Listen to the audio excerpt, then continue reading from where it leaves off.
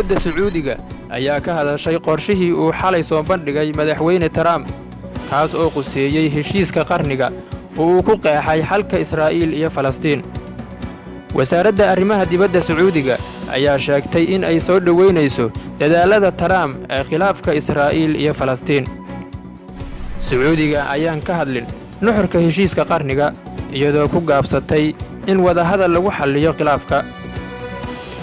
dukumentiga qorshahan ayaa ka koobnaa 80 bog waxaana ka mid ahaa in Israa'iil la dejiyo magaalada barakaysan ee Qudus, Falastiiniyiintana la dejiyo dhul aan deked iyo garoon diyaaradeed lahayn.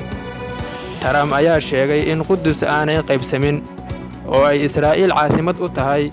waxa uu ugu goodiyey Falastiiniyiinta in tani ay tahay fursaddii ugu dambaysay ee xalka Falastiin iyo Israa'iil. kol hore ayay ahayd markii uu Trump raray safaaraddii Maraykanka ee magaalada barakaysan ee Qudus.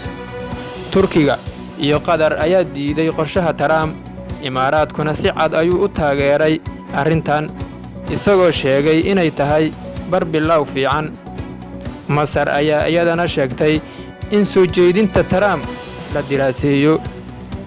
madashii uu Trump kaga dhawaaqay qorshihiisa heshiiska qarniga waxaa joogay danjirayaasha